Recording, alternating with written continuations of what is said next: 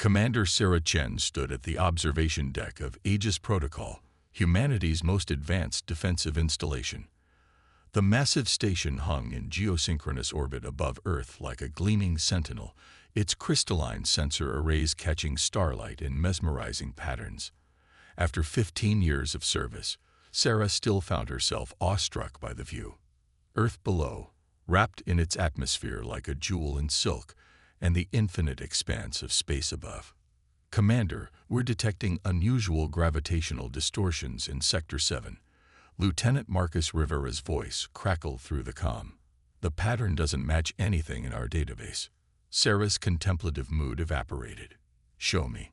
The holographic display materialized before her, showing a three-dimensional map of the solar system. A cluster of red anomalies pulsed at the edge of their sensor range, just beyond Neptune's orbit. The distortions were moving in a way that defied natural physics, like ripples in space-time itself.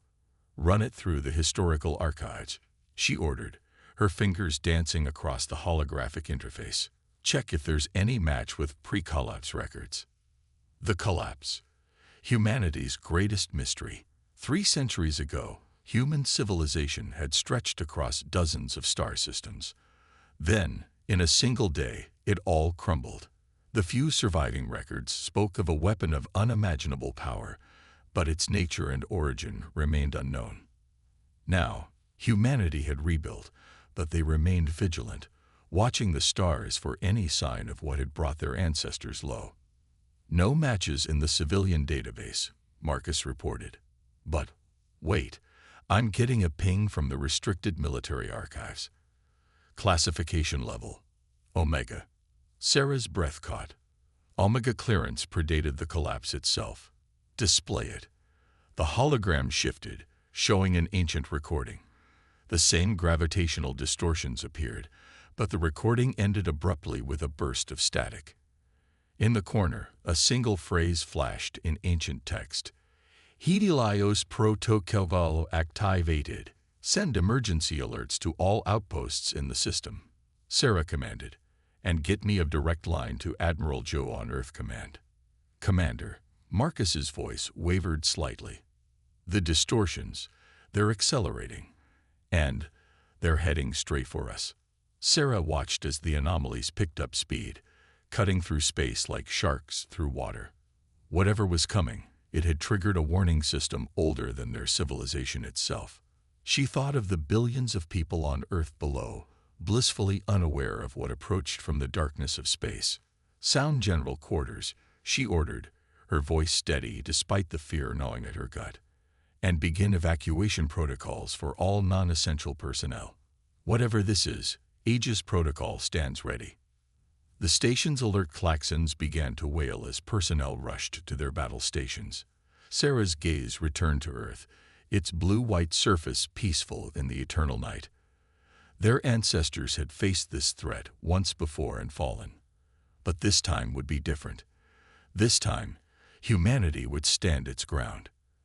As the gravitational distortions grew closer, the station's sensors began picking up more detail. Within the distortions, massive shapes moved, geometric forms that seemed to defy Euclidean geometry. They were ships, but unlike anything humanity had ever built. Energy readings are off the charts, Marcus reported. Whatever these things are, they're powered by something we can't even begin to understand. Sarah activated the station-wide comm. All personnel, this is Commander Chen. 3 centuries ago, humanity faced a force that brought our civilization to its knees. But we survived. We rebuilt. We endured. Now that force returns, thinking to find us weak and unprepared. They will find instead that humanity has learned from its past. We stand ready, not just with weapons and shields, but with the unbreakable will that has defined our species since we first looked to the stars and dared to reach for them. She paused, watching as the first of the alien ships emerged from their gravitational distortions, their surfaces shifting like liquid metal. Today, we defend not just Earth, but everything humanity has rebuilt, everything we are, and everything we can become. Aegis Protocol stands as humanity's shield, and we will not falter. All stations, battle positions. Let's show them how humanity fights when protecting its home. The alien ships drew closer, their very presence seeming to warp the fabric of space around them. Sarah Chen, commander of humanity's most advanced defensive installation, stood ready. The next few hours would determine the fate of not just Earth, but of humanity's future among the stars. And Sarah Chen intended to ensure that humanity had a future to fight for. Admiral Zhou's hologram flickered in the command center as the Aegis Protocol's shield arrays hummed to life. The ambient lighting shifted to combat red, casting sharp shadows across worried faces. The archival cores just sent through their preliminary findings. Zhao said, his weathered face grim. The gravitational signatures match records from the Mars excavation, the ones dated just before the collapse. Sarah's fingers tightened on the command rail. The Mars excavation had been humanity's greatest archaeological discovery since rebuilding. A vast complex of underground structures that predated even their ancient spacefaring civilization. Its secrets had transformed their understanding of human history. What aren't you telling me, Admiral? Zhao's hologram glanced off-screen. The excavation team found something yesterday.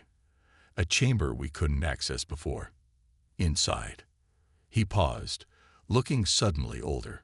Inside were recordings. Our ancestors weren't the first humans to reach the stars, Commander. They weren't even the second. The revelation hit Sarah like a physical blow. Before she could respond, Marcus called out from his station. Commander. Energy spike from the lead vessel. The alien ship's surface rippled, geometric patterns flowing like mercury. A beam of impossibly dark energy lanced out, cutting through space itself.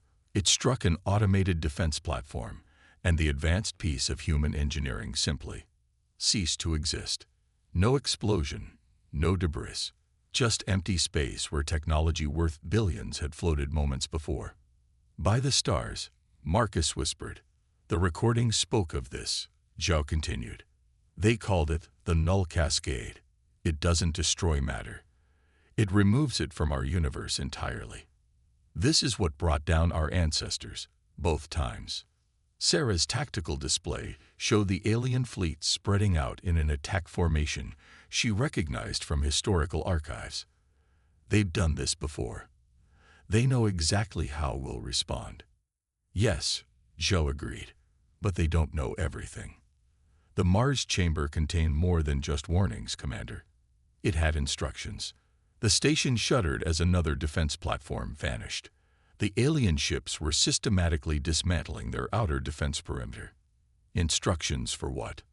A weapon, or rather, how to awaken one. Our most ancient ancestors left us a gift, Commander. Hidden in plain sight. Zhou's hologram gestured, and new data flooded Sarah's display. Look at the Aegis Protocol's core architecture. Those patterns you dismissed as aesthetic choices. They're activation keys. Your station isn't just a defense platform. It's a key to something much older and much more powerful. Sarah studied the patterns with new eyes. What she had thought were merely decorative elements in the station's quantum core design were actually complex mathematical formulas hidden in the very structure of the installation. How much time do you need? She asked. To activate the protocol. Hours, maybe less with the station's quantum processors. But Commander, Zhao hesitated. The power requirements are enormous. You'll have to divert power from the shields. Another defense platform vanished. The alien ships were halfway through their perimeter. No shields against weapons that ignore matter anyway, Sarah said grimly.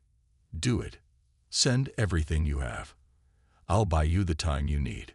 Commander, Marcus called out, his voice steady despite the fear she could see in his eyes. The Hyperion just dropped out of FTL. Captain Rodriguez is requesting orders. Sarah felt her heart sink.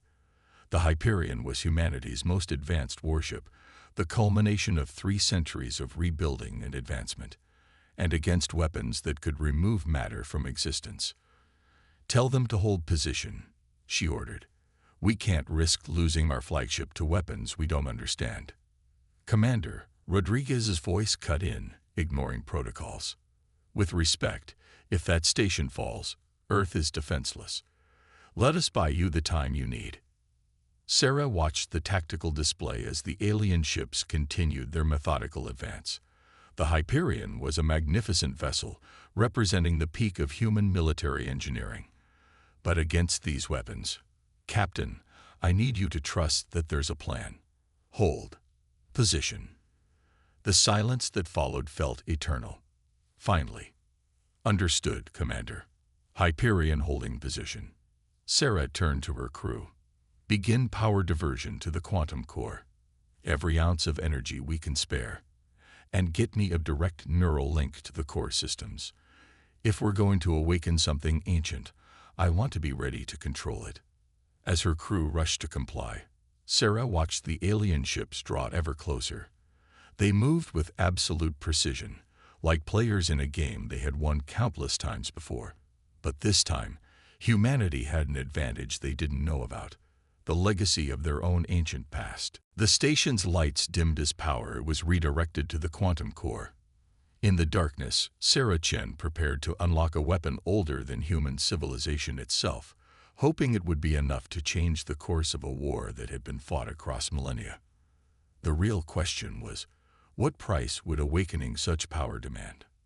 The quantum core pulsed with increasing intensity as it absorbed power from every system aboard the Aegis protocol. Sarah watched through her neural link as ancient patterns hidden in its architecture began to align, each connection bringing them closer to awakening whatever weapon their ancestors had left behind. Commander, Marcus's voice cut through her concentration. The Hyperion, they're moving. Sarah's eyes snapped open to see humanity's flagship breaking formation, its massive engines flaring bright against the void. Captain Rodriguez's voice filled the command center. Commander Chen, I apologize, but we cannot stand idle while that station is under threat. The Hyperion was built to protect Earth. Let us fulfill that purpose. Rodriguez, stand down. Sarah commanded, but she knew it was too late. The Hyperion's weapon systems were already charging, its advanced targeting systems locking onto the lead alien vessel. 60% of power diverted to quantum core, a technician reported. Estimated time to full activation, 17 minutes. The Hyperion's first shot was magnificent. A concentrated beam of plasma hot enough to rival a star's core, backed by enough power to vaporize a small moon. It struck the alien vessel's geometric surface and vanished as if it had never existed. The alien ship's response was immediate. Space twisted around its impossible geometry, and that beam of absolute darkness lanced out. The Hyperion, pride of human engineering and symbol of their resurgence among the stars, simply ceased to exist. Over 3,000 crew members, gone in an instant. Silence fell over the command center. Quantum core at 70%. The technician whispered, breaking the horrified quiet. 15 minutes to activation. Sarah forced herself to focus past the loss, past the grief that threatened to overwhelm her. They knew exactly how we'd respond, she realized aloud. They've seen it before. Every time humanity rises, we build bigger weapons. Thinking power alone will save us. And every time. Commander, Marcus called out, his voice shaking. They're changing formation. All ships are now targeting the station. Through her neural link, Sarah could feel the ancient patterns continuing to align in the quantum core, but they needed more time. She opened a channel to Admiral Zhu. Admiral, the Hyperion is gone. We're about to lose our outer shields, and I don't think the station will survive a direct hit from their weapons.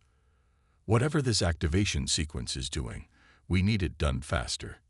Zhou's hologram nodded grimly. The Mars archives predicted this too. Commander, there is a way to speed up the process, but the cost. Whatever it is, we're out of options. The patterns aren't just mathematical formulas, Zhou explained. They're neural pathways. The reason we built the Aegis protocol with quantum processors was to mimic the complexity of the human brain. To fully activate the weapon, it needs a mind to guide it. Sarah understood immediately. A direct neural transfer, my consciousness into the core. The trauma would be fatal, Zhao confirmed quietly. And there's no guarantee it would even work. Around them, the alien ships moved into their final attack positions. Through the observation windows, Sarah could see their geometric forms shifting, preparing to fire the weapons that had ended human civilization twice before. "How many billions live on Earth below us, Admiral?" Sarah asked, though she already knew the answer. "How many children are looking up at the stars right now, dreaming of reaching them?" She took a deep breath. "Begin the transfer protocol." "Commander, no." Marcus stepped forward. "There has to be another way." "There isn't time for another way," Sarah said softly. "And humanity doesn't get another chance if we fail here." She turned to her crew, seeing the same mix of fear and determination on every face. "It has been my honor to serve with each of you. Now clear the command center." "That's an order." As her crew reluctantly evacuated, Sarah established a full neural link with the quantum core. She could feel the ancient patterns burning into her mind, each connection bringing searing pain but also understanding. "My God," she whispered as the knowledge flooded in. "Admiral, I know what this is. I know what they built. It's not just a weapon. It's a key to understanding the very fabric of space-time itself. Our ancestors found a way to." The alien ships fired as one, their dark energy beams reaching out to erase the Aegis Protocol from existence. In that same instant, Sarah Chen completed the neural transfer, her consciousness merging with patterns laid down by humanity's most ancient ancestors. And in doing so, she understood at last why the station had been named the Aegis Protocol. Because an Aegis wasn't just a shield, it was a shield that could also be a weapon. The nature of that weapon, and the price of its power, would reshape humanity's understanding of both their past and their future. But first, they had to survive the next few moments. In the instant before the alien weapon struck, time seemed to slow within the Aegis Protocol's command center. Sarah Chen's consciousness, now merged with the quantum core, experienced reality on a level no human mind was meant to comprehend. She saw the fabric of space-time, not as an abstract concept, but as a tangible, malleable thing. The dark energy beams approached, their purpose now clear to her enhanced perception. They weren't weapons of destruction. They were tools of universal exile, designed to shunt matter into pocket dimensions where it would be trapped for eternity. An elegant solution for beings who viewed permanent imprisonment as more merciful than destruction. But Sarah's ancestors had discovered something even more fundamental about reality. Through the station's sensors, now extensions of her own awareness, she could see the geometric alien ships for what they truly were, three-dimensional projections of higher-dimensional objects, like shadows cast by complex shapes onto a simple surface. Their weapons worked by manipulating these dimensional boundaries. "Admiral," Sarah's voice echoed through the command center, though her physical body lay motionless at the neural interface. "I understand now. The Aegis Protocol isn't a weapon system. It's a dimensional anchor." The alien beams struck the station, but instead of the expected erasure, they encountered something unprecedented. The quantum core, guided by Sarah's merged consciousness, activated patterns that had lain dormant in the station's very structure. Reality rippled. "They hunt through dimensions," Sarah continued, her voice taking on an eerily harmonic quality. "Moving between layers of space-time, finding civilizations that rise too quickly, that might one day threaten their dominion. They've done this countless times to countless species, but our ancestors found a way to fight back." The station began to glow with a light that seemed to come from everywhere and nowhere at once.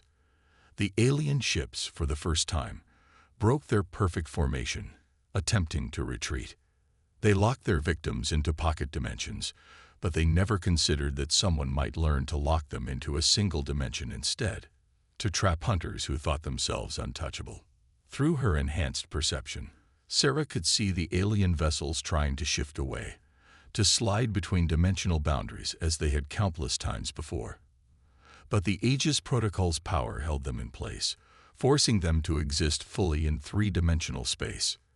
"Now, Admiral Joe," Sarah commanded, "while they're anchored, show them what humanity's primitive weapons can do." Earth's defensive fleet, held in reserve behind the moon, emerged on Sarah's command. Their weapons might have been useless against higher-dimensional beings, but against ships forced into normal space. The battle that followed was brief but spectacular. Trapped in a single dimension, unable to phase away or use their dark energy weapons, the alien ships proved vulnerable to conventional attacks. Human vessels, led by the lessons learned from the Hyperion sacrifice, struck with precision and overwhelming force. But victory came with a price. Sarah could feel her consciousness fragmenting. The human mind never meant to process reality on this scale. The quantum patterns that allowed her to control the dimensional anchor were burning through her neural pathways. "Admiral," she managed, her voice growing weaker. "The anchor, it needs to be maintained if they escape back to their higher dimensions." "We've got it, Commander."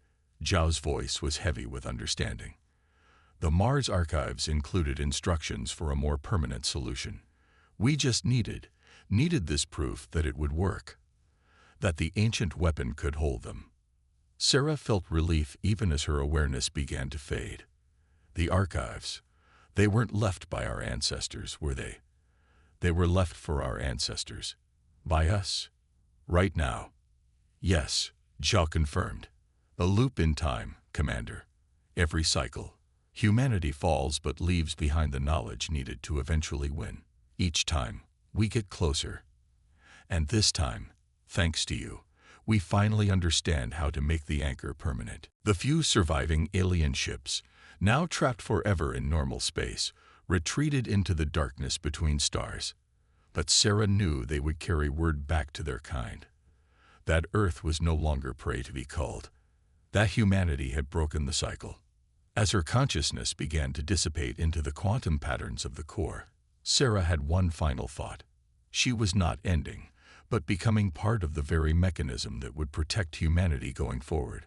Her sacrifice would echo through time itself, joining with all those who had come before to ensure a future for those who would come after. The cycle was finally broken, and humanity would never again have to fear the hunters between dimensions. 1 year after the battle of the Aegis Protocol, Admiral Joe stood in the newly constructed observation deck of Earth's Dimensional Defense Command. Through the crystalline windows, he could see the transformed Aegis Protocol station, now the anchor point for a network of dimensional stabilization fields that protected the entire solar system. The station's surface rippled with patterns of quantum energy, its structure now integrated with what remained of Sarah Chen's consciousness. While her human form was gone, her presence could still be felt in the station's operations, in the way it anticipated and responded to threats before they fully manifested. Admiral, Lieutenant Marcus Rivera, now promoted to commander, approached with a data tablet. "The Mars Archival Corps has finished decoding the last of the temporal messages. Would you like to see?" Zhao nodded, taking the tablet. The screen displayed a series of equations and diagrams, but what caught his attention was the signature at the bottom. Sarah Chen's name, written in her own hand, dated 3 centuries ago. "So it's confirmed then," Zhao said quietly. When she merged with the quantum core, her consciousness didn't just spread through space, but through time as well. Marcus completed. The quantum patterns were never just code. They were memories. Her memories, scattered backward through our timeline, leaving breadcrumbs for humanity to follow. Each cycle, we got closer to understanding because each cycle, she was there, guiding us. Above them, the Aegis Protocol pulsed with a soft blue light. In the years since the battle, humanity had reverse-engineered much of the ancient technology, but some mysteries remained. The station seemed to have developed its own form of awareness, evolving beyond its original programming. "The dimensional hunters haven't been seen since the battle," Marcus reported, "but our long-range sensors show unusual activity in the Andromeda galaxy. Other civilizations might be fighting the same battle we did." Zhao studied the station thoughtfully. Then perhaps it's time we repaid our debt to the future, just as our past selves did for us. Begin preparations for an expedition. If other species are facing the hunters, they deserve the same chance we had. The station's lights pulsed in what seemed like approval. In the years since the battle, researchers had documented countless instances of such apparently conscious responses, leading many to believe that some essential part of Sarah Chen lived on within its quantum matrix. "Sir," a young ensign rushed up, excitement clear on her face. "We're detecting a signal from the Proxima Centauri colony.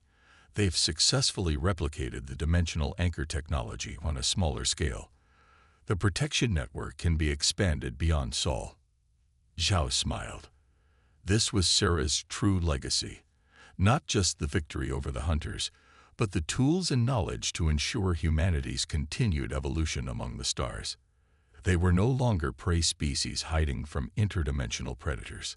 They had become guardians, protectors, worthy of the sacrifice that had brought them to this point. "Commander Rivera," Zhao said, turning to face the younger officer, "begin preparations for Phase 2. It's time we took our place among the stars, not just as survivors, but as defenders. There are other civilizations out there facing what we faced, and thanks to Commander Chen's sacrifice, we now have the means to help them." The Aegis Protocol station pulsed once more, its light reaching out to touch the distant stars. Humanity had not only survived, but had transformed their greatest defeat into their finest moment. The dimensional hunters had sought to cage them, to trap them in pocket universes and prevent their rise. Instead, they had forced humanity to unlock the very secrets of space-time itself. As Zhao looked out at the station that had become both monument and guardian, he could almost hear Sarah Chen's voice in the quantum harmonics that now protected their world. "Through hardship to the stars, through adversity to triumph, united we stand, forever vigilant." The cycle of predator and prey was broken. A new age had begun, and humanity, tempered by near extinction and armed with understanding bought at the price of countless sacrifices, was ready to ensure that no other species would face the hunters alone.